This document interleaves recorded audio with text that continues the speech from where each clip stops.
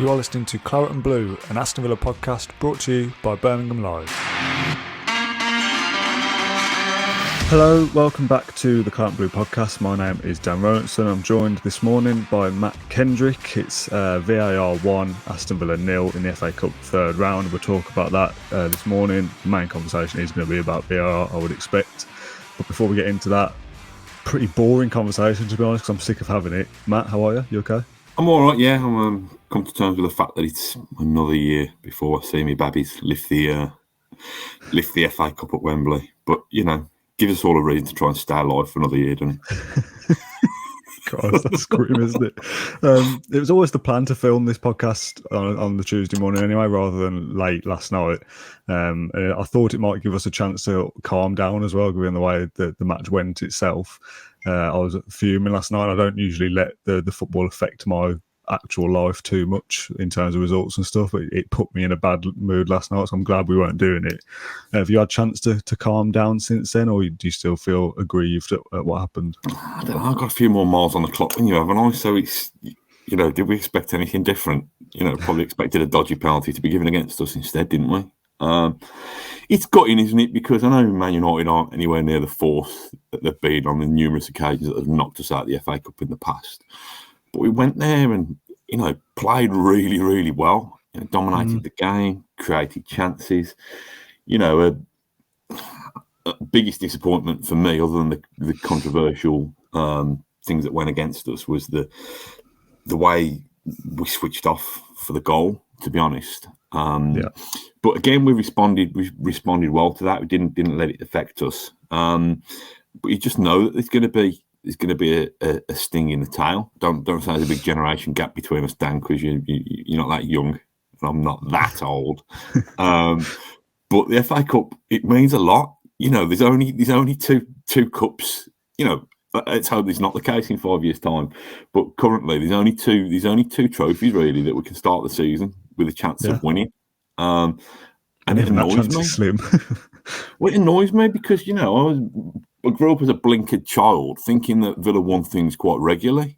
And for it to roll on for another year, I'm not saying that even if we'd have beaten Man United knowing us, we'd have probably come unstuck and lost over to Middlesbrough in the next game. But to not have that opportunity to crack on and put together a strong cup run and to, you know, to really crank up the feel-good factor at the club for reasons that weren't necessarily our fault. Listen, we conceded a goal. Yeah.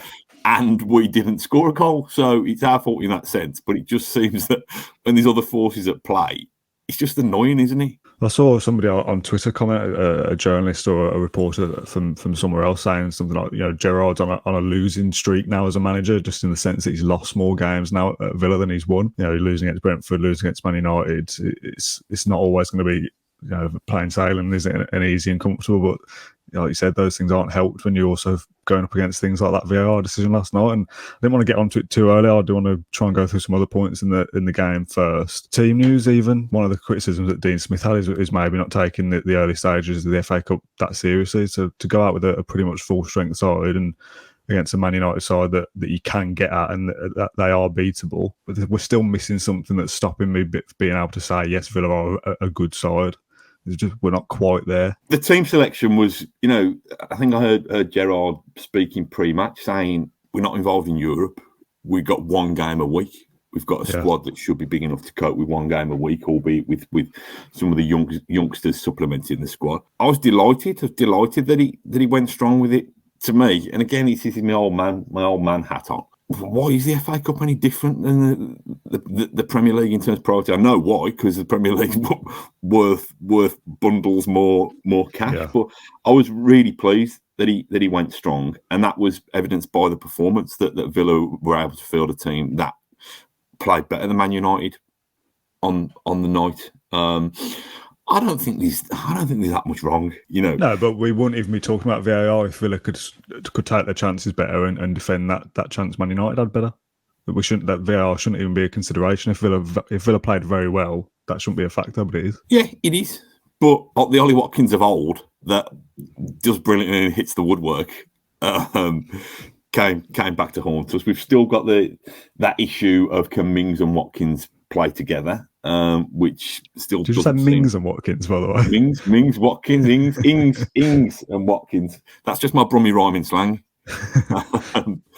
Yeah, can Ings and Watkins. I've been out of practice. I'm a bit rusty. I've not done one of those for a few weeks. There's that dilemma to still sort out, which threatens to be a Gerrard Lampard debate. Threatens to be the new version of that.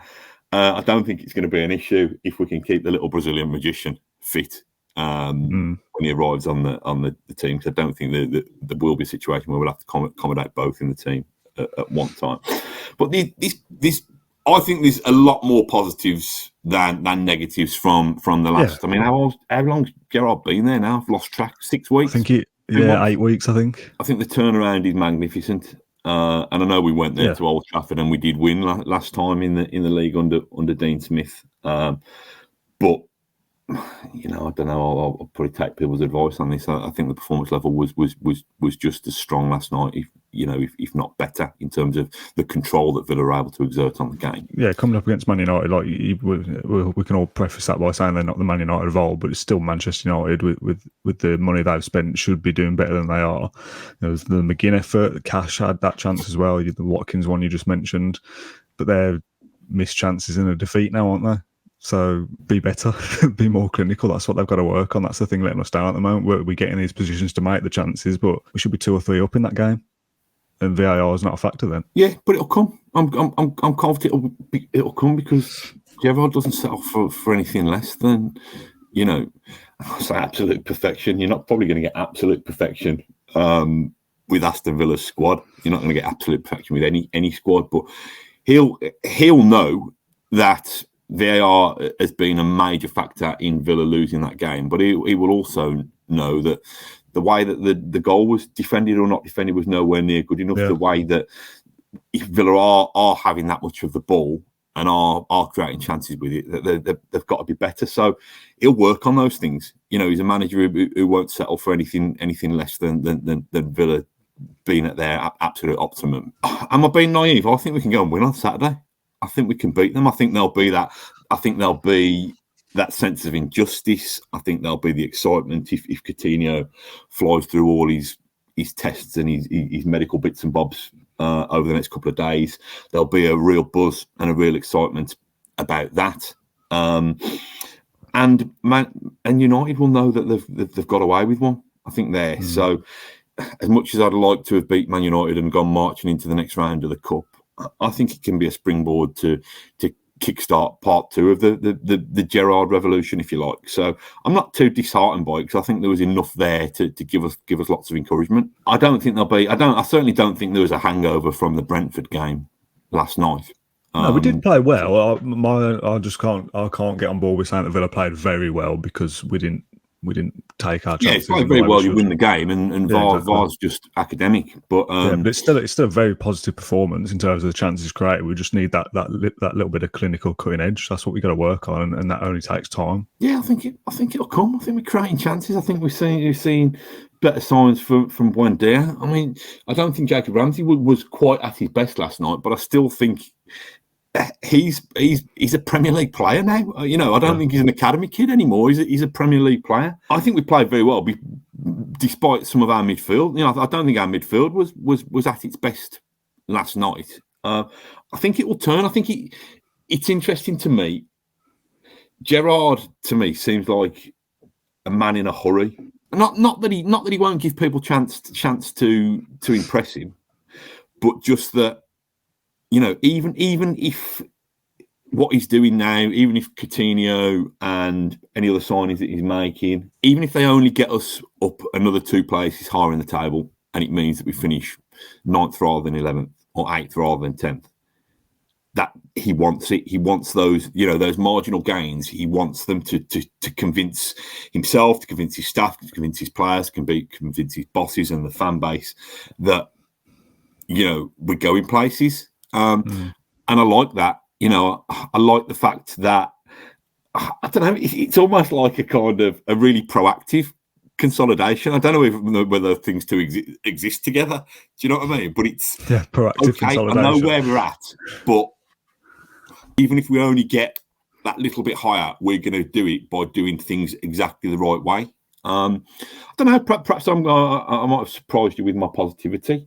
The FA Cup's massive for me. It really is. I really love us to go. And I'm not one of the ones who was lucky enough to see us win the league or win the European Cup. So there's a lot of people kind of a little bit older than me. The FA Cup is the final. It's the holy grail. It's the final one that they haven't seen us win. But realistically, I don't see us winning the league or the European Cup anytime soon. The FA Cup shouldn't be beyond us. I've seen us in 2 finals. Yeah, it's not an impossible task, is it, to win 7 or 6 or 7 one-off games? I mean, probably shouldn't know how many games it is, to be honest. Anyway, it doesn't really matter. In terms of positivity and negativity, you have surprised me a little bit. I thought you'd be a little bit more kind of disheartened with it. I wanted to raise a couple of comments to kind of counter your positivity now, I guess. Sean says, going forward and creating chances, we were good, but we need a finisher to get the goals, which sounds bizarre with Danny Ings and Ollie Watkins playing in the same side, that we don't have a finisher, but we are finishing those chances. We do have a finisher. We've got Danny Ings and Ollie Watkins. Yeah, but they didn't put the ball in the back of the net, did they? So. Yeah, but what you do? You give up on them and you sign another one. No, I'm not saying that. We don't need a finisher. We need our finishers to start finishing. Yeah. Do you know what I mean? I know that's splitting hairs. I don't know what was the guy. I don't know what the guy who's raised the Sean said that. I don't know what Sean said. I don't disagree that we're creating chances and we need someone to stick them away. I would argue that we've got the people within our ranks to stick them away. They need to find their clinical edge rather than be replaced, which I think that's a fair point. Replacing Ings or Watkins with another striker, which is going to cost you, again, 25-30 million to get somebody in as a proven finisher, doesn't seem realistic. But yeah, that's probably a fair point. Richard says, Ramsey's a good player, but to be honest, I'll play Sanson ahead of him, integrate Ramsey slowly. I remember saying at the start of the season when Ramsey was playing that I didn't expect him to play pretty much every game in the Premier League. I thought we'd sign a midfielder or he'd be kind of phased out, and he was doing a job when we needed him to. But he has improved a lot, even just in the last 6 months or so. Sanson's improving, isn't he? I don't really know.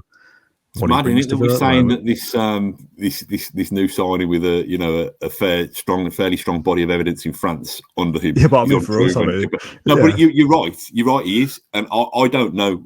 I don't know whether Sanson could do the role that Ramsey's doing at the moment. And I know Ramsey's going to dip and there's going to be highs and lows. I still think he's the best bet for in there. I don't know. Most reliable, to be honest, at the moment. Sanson is a walking injury, isn't he? Not to kind of disrespect him too much, but he gets in the side and then gets injured again. Ramsey's been there and stayed fit and played well, so keeps the shirt. Well, yeah, and I know it's probably a bit of an obvious conclusion to jump to here, but I'll probably bow to the manager. Well, I bow to the manager on most stroke all decisions, but I certainly bow to him on this one. There's a couple of anti-Tara Mings comments, as every podcast we do. Jordan says Mings need to be replaced badly. He's an absolute no man's land. I wouldn't replace him badly. I'd replace him well if you're going to replace him. He's an absolute no man's land for the goal, and he's guaranteed to slip up every game. There's somebody else who says, yet again, Villa need a centre half. Mings is useless as a defender and a captain. Harsh or fair, Matthew Kendrick? Well, you know my feelings about Mings. I think he's a really, really important leader. I think he does make mistakes, but I think his mistakes get highlighted more by the Villa fan base than they do by anybody externally, which I find bizarre, really. Be interesting if people want to dig out the VHS videos and their the DVDs from the loft of previous seasons. And the goals that have been scored against Aston Villa. And if you can find me an immaculate centre-half amidst all of those, even in vintage seasons, who doesn't make a mistake, then, and I include Paul McGod. I can already imagine the comments now, you just comparing Mings. I'm not comparing it to that. I'm saying everybody makes mistakes. Do you know what I mean? Tyrone Mings is playing in a defence in the top half. Are we in the top half of the Premier League? Defenders make mistakes. I don't think he makes any more mistakes than anybody else. I think it's fair to question whether he's got too many mistakes in him and whether he can be upgraded in time. But like we've said before, you've got to spend a proven centre-back to come in. Premier League quality is going to be 30, 40 million or whatever to play next to Konsa. If that's a deal that Villa do in the summer, that's absolutely fine, whatever. Questioning him as a captain is harsh. I don't think there's a better leader in the dressing room and in terms of what he offers, representing Aston Villa off the pitch and stuff. Questioning him as a captain is harsh. As a player and what he offers to the side, if you don't like him, that's fair enough. But do you want to play Courtney Horse there then for the rest of the season? Is he better? I don't think so. I think the thing is as well, your captain needs to be available every week. And Tyrone Mings, considering is a warrior, you know, and considering the injury history he arrived with Villa at, having, you know, kind of not been able to make his mark at Bournemouth. I'm not saying just making him available every week. I'm not saying his availability makes him a shoe-in for the captaincy. But he is there. He's every week. He's there every week. He other than the previous week he was suspended. You know what I mean? He tries to learn. He tries to get better. He tries to be brave on the ball when he needs to be. Perhaps sometimes we say he's a little bit brave on the ball, but you know that Villa. I'll get on my high horse a little bit with this because it does annoy me because I think I'm not. Perhaps I lean too much towards being defensive of him, but I think some people lean too much towards being critical of him more than any other player in the team. But it just frustrates me. It just frustrates me. Peter Thomas has left a long message, so I'm going to read it all out. He says, "What is the discerning difference between Gerrard's Villa and Smith's Villa? We've played well in patches under both, and our XG is very similar. In truth, we look what we were, an average team that over-relied on Grealish. What did we create last night? Very little, in all honesty. We rushed it in the final third and looked short in quality." I thought that was quite a harsh comment. I think there is a clear difference between the two sides. The intensity seems more under Gerrard. We're playing this narrower system. We do create more chances, I think. Obviously, I've not got any stats in front of me, but just from watching the games, it feels like we're creating more. The only thing that's letting us down at the moment is, from a defensive point of view, being a little bit sloppy and being a little bit too easy to score again. And going forward, we get in these positions, but we can't finish it. If we could finish better and defend better, we'd be a good side. Listen, it's a very narrow sample, but I don't think our chance creation was an issue last night, was it? We stuck the ball in the net twice. We hit the crossbar. There were another 2 or 3 there or thereabouts, to quote Steve Bruce, which you mentioned where we came close. I think it's harsh to say, well, what has changed is there's not an over-reliance on one player. It feels like we can threaten from different areas of the pitch. I think that's a bit of a harsh comment to us. John just also said there that we couldn't string a pass together under Smith. Yeah, passing far improved under Gerrard as well. Yeah, I think these. I don't think it's like night and day. I don't think we're a million miles away under Smith. I just think we got stuck in a rut. I was very, very cynical about the change being made. You know, in hindsight, I'd hold my hands up and I'll say that, you know, the instant impact that Gerrard's had. Yes, it probably sounds a bit like showbiz, but the fact that Villa have been able to attract a player of the calibre of Coutinho suggests that over a very, very small body of evidence over the last 6 or 7 weeks, the decision was right.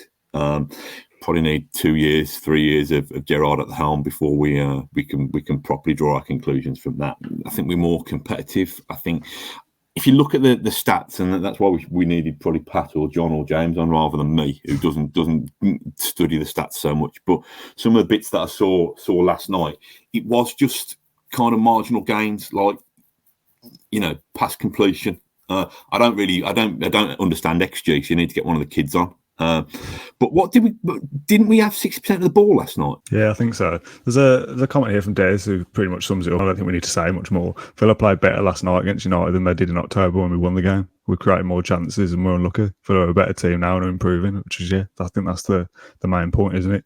Patience, and over the course of the season, Gerrard's Villa would do better than Smith's Villa, I would say, based on previous results. We've mentioned VAR in passing a few times, but we haven't actually discussed the incident. And I thought this whole podcast would be about that and the ins and outs of the rules and the laws and the comments that have come afterwards. But I don't know if I'll be bothered, to be honest, but we will talk about it and see how long it takes for us to wrap it all up and get our heads around it.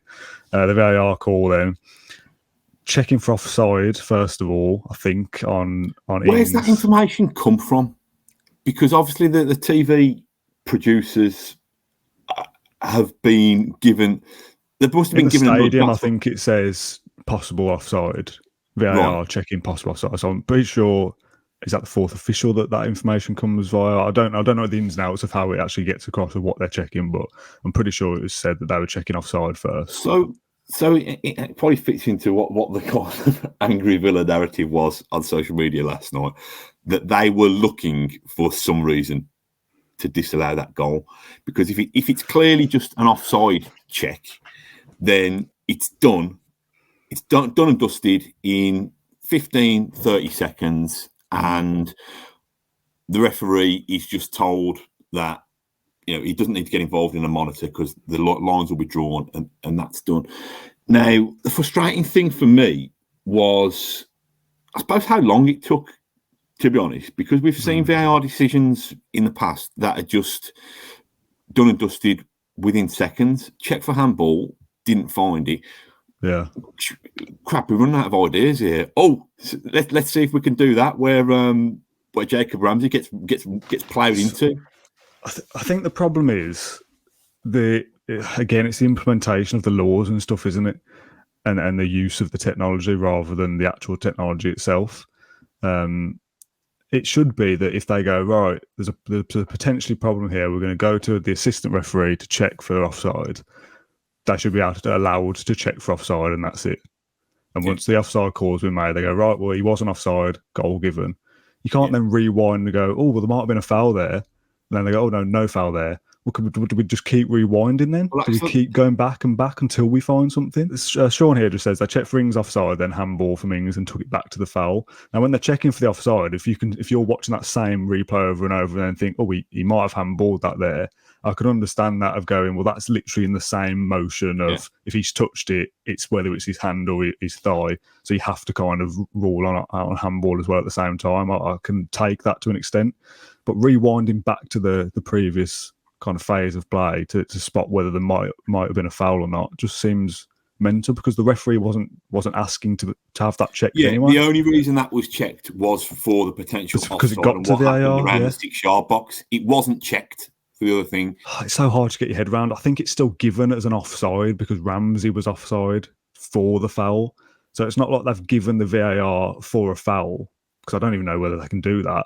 Is that Ramsey was offside when it was taken, comes in to interfere with Cavani, and he makes the foul, but it's offside because they were checking for offside, so Ramsey was offside, and that's the way they get round it, I think. But are we going to look at every block in the box now from a set piece? Every little shirt tug, is that going to get stopped? That kind of stuff happens in every set piece in every game, and Cavani's ran into Ramsey anyway. Ramsey hasn't gone out and fouled him or stuck a leg out. He just stood his ground and he's running into him. That happens in every set piece all the time. I think one of my biggest frustrations about it is you're playing in a competition where it's allowed at some grounds and it's not at other grounds. And to me, and I'm probably stretching this point a little bit to kind of serve our Aston Villa interests, how is that even beginning to be fair? Because it's the equivalent of 15 years ago saying, okay, matches, FA Cup ties that are played at a Premier League game will have a referee. And get this, they'll have 2 linesmen, but ones that are played lower down the pyramid, if they're played League One or below, they're not going to have any linesmen. They're just going to have a referee.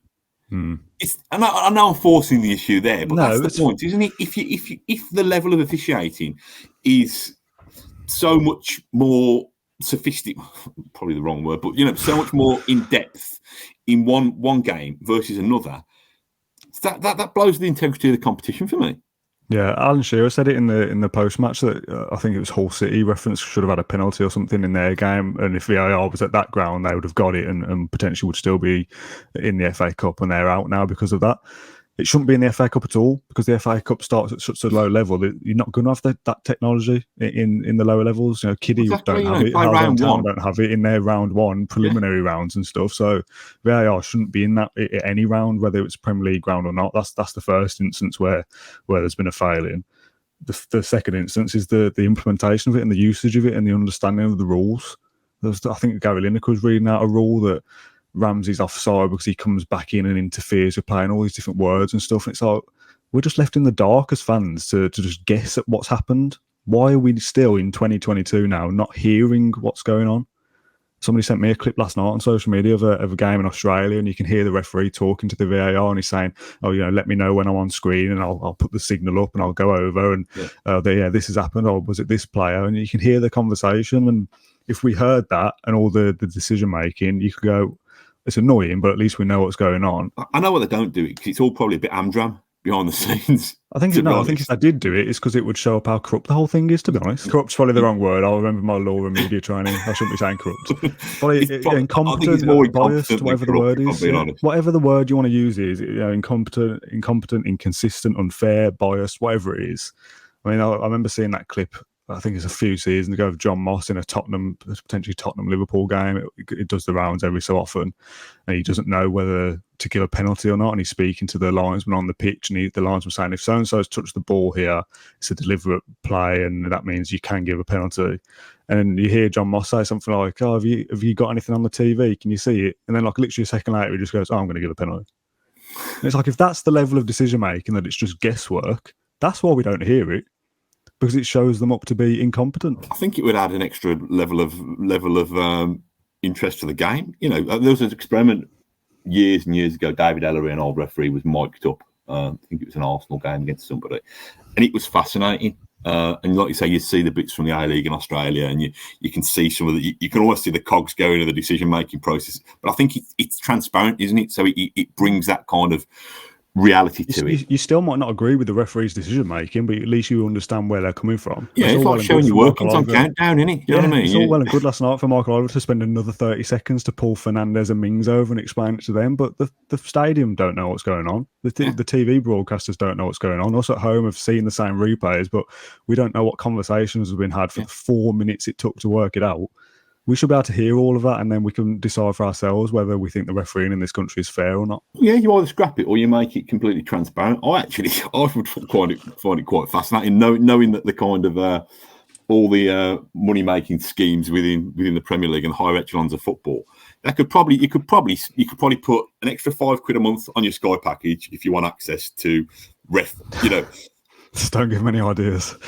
But you could probably sell headsets in the ground, or hire out headsets in the ground so you can listen to it if you wanted to, and you could have this transparency. It's interesting what you're saying about. I won't get too deep into the weeds with this, but it's interesting what you're saying about Gary Lineker reading out the rule or the interpretation of the rule.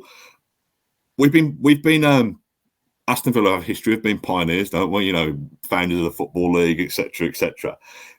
Why do we always pioneer these new rules? Remember the one at Man City when he was offside, he wasn't offside, and was there another one quite recently as well? There's another example where I don't think there was any rules kind of change, but it's the interpretation again of how you understand it, and it's the laws that are wrong. It's modern, up-to-date technology with out-of-date, old-fashioned laws. That's the problem. Yeah. We've now got too much technology and too many replays and too much precision to line up with rules that are made, I don't know, 30 years ago, 50 years ago. I don't know how old these rules are. That's the problem in itself, that things aren't probably up to date. There's too much now that we've got access to, but if it should just be as simple as, right, we are checking for offside and nothing else. If we happen to see a cheeky elbow at the back post, we've just kind of got to ignore it because we've only come into this to look at offside. That's how it should work. Or you've got 30 seconds. You know, it's supposed to be clear and obvious, isn't it?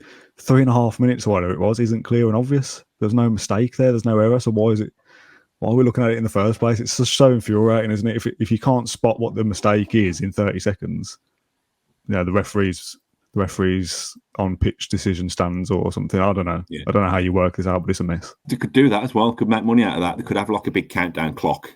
30 seconds. Do. That'd be cool. Oh, anyway. The last 2023, mate. It's going to be our year. FA Cup. You heard it here first. Hopefully. Yeah, that'd be nice. I'll remember to clip that out next year. The last thing I want to talk about is our next fixture. We can get all this out of the way and a fresh start, play somebody else. It doesn't matter. But, it's Manchester United again next in like 4 days' time on Saturday tea time. Philippe Coutinho might be available. So a little kind of, I'm going to give you the floor for however long you need, 60 seconds, 90 seconds, whatever it is. Talk to me about Philippe Coutinho. Can you believe that he is an Aston Villa player? And a little kind of preview for Manchester United. I need a breather after the VAR rubbish. Well, I've without giving you too many personal details, I've tested positive for the evil COVID over Christmas, so it's ruined me Christmas. But I thought the Coutinho thing was some kind of fever that I was suffering. I didn't know whether it was real, to be honest. It's a real statement, isn't it? It's a statement that, you know, I've heard people say, Dean Smith wouldn't have been able to attract Philippe Coutinho to Aston Villa. I don't think many managers would have been able to attract him to their clubs in the Premier League, to be honest. It's completely and utterly the Steven Gerrard factor.